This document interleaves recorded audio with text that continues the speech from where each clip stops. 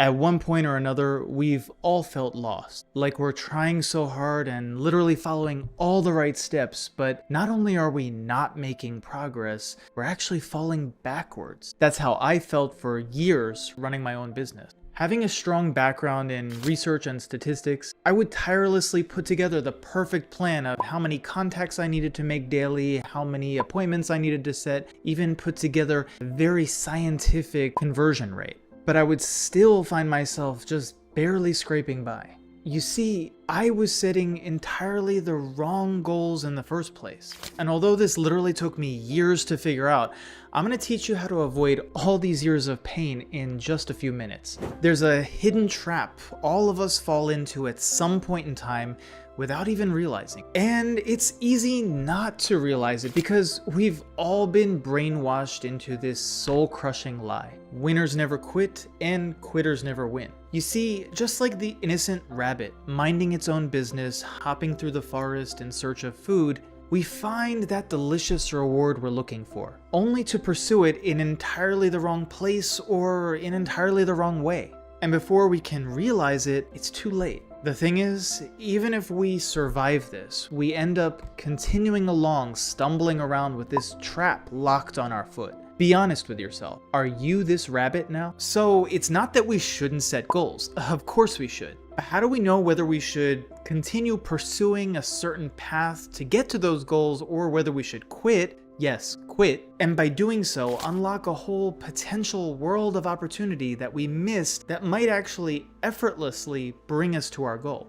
I faced this question not too long ago myself. For years, I had been running a business heavily based on front-facing sales. Day in and day out, I would grind and grind and grind for my goals. But then one day, I woke up and realized I was engaging in what I like to call dream procrastination. Unconsciously, and sometimes even consciously, I was telling myself, let me hit my income and business goals with this business first, and then I can get back to academic writing.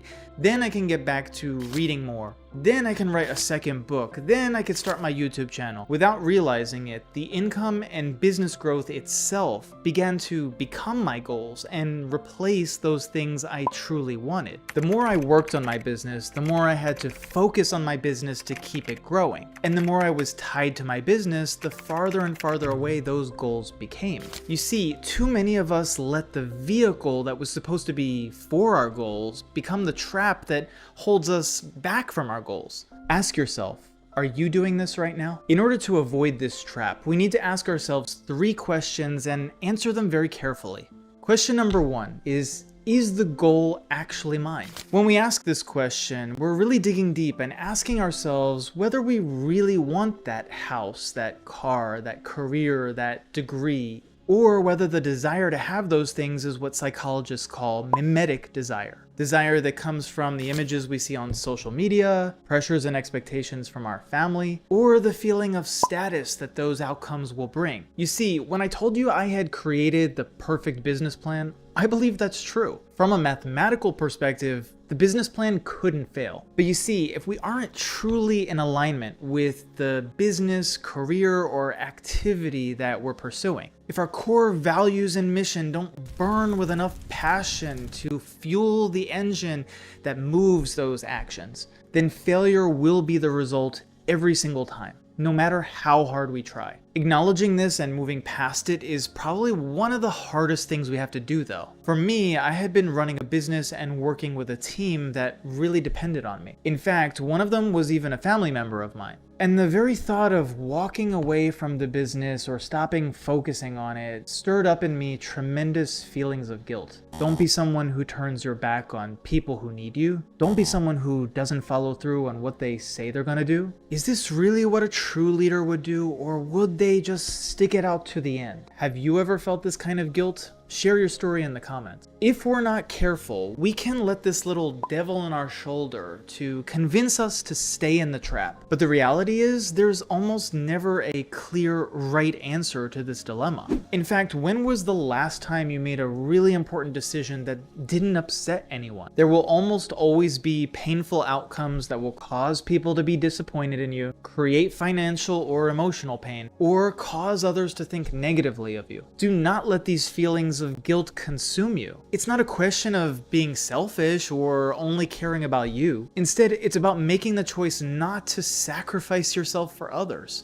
And there's a big difference between these two things, and you need to learn this. The second question you should ask yourself is the goal efficient? There's a huge myth all over social media that this or the other side hustle is the best side hustle ever, and this is the one you should do. And of course, all others are just a total waste of time. Real estate investors will often tell you this about real estate investing. Dropshippers will often tell you this about dropshipping, and network marketers will often tell you this about network marketing. The truth is, and you might want to write this down, the value of an opportunity is relative to your ownership of the goal and your relevant skills. The first part of this, your ownership of the goal, is something we just discussed in question number 1. Is the goal really yours in the first place? If the desired outcome of the opportunity isn't truly yours in the first place, then think about it. The value of the opportunity has zero value for you. Zero. But the second part of this statement is equally as important, your relevant skills. Now, I'm not saying that, let's say, if you want to be a top coder, you can't be one if you have never touched a computer before. You absolutely can't. It's just going to take a massive investment in terms of time, energy, effort, and commitment.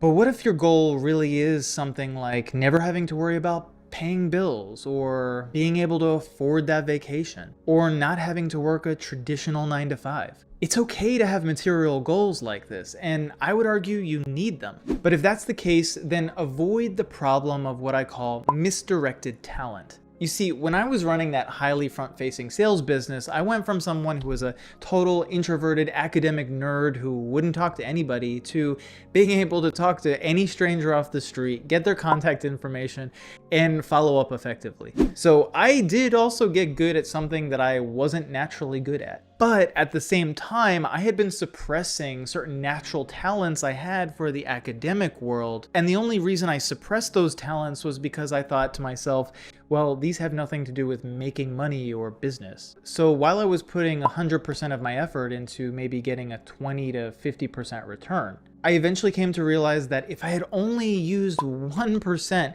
of the skills that I was truly talented for, I could have gotten something like a 1,000% return. It's just as if you were working so hard to break through a wall, pounding again and again and again and again. You know, if you spend a long enough time doing it, eventually you probably will break through that wall. But what if you simply stepped a few inches to the side? Might you just be able to walk through a door? So my question for you is the activity that you're involved with right now requiring 100% of your time and effort in order to get maybe even over time just a small result? Or are you currently suppressing a natural talent that you have because you falsely believe it's just totally irrelevant to your goal? Chances are, if you simply adjust your action plan a little bit to incorporate just a small percentage of that natural talent that you have, you could create potentially enormous results. And the scary thought is, what if you invested 100% of your efforts there?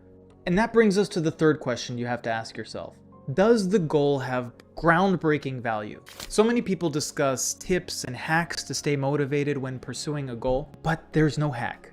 There is no tip. If you're finding yourself in need of tips and hacks to stay motivated, then it's a surefire sign you're not truly aligned with that goal. And this is a strong statement, I know, but I really believe it's true. There have been various parts of my life where I felt this overwhelming hunch or intuition that my efforts towards something were just absolutely going to be successful. One of the most significant times I felt this way was when I published a peer-reviewed academic text with a science publisher while I was in grad school with no PhD. And statistically speaking, you could say my chances of being able to accomplish that kind of goal were very, very low. But I was absolutely obsessed with the goal. Not out of some grind and hustle for the sake of it mentality, but truly because my heart was in the idea of getting it published and getting it out there. I believed with all my heart that this was something that needed to be contributed. This was something of value that people needed. And that simple thought made me enthusiastically get out of bed every morning, and I couldn't wait to read book after book, do the hard work of taking note after note and reading article after article and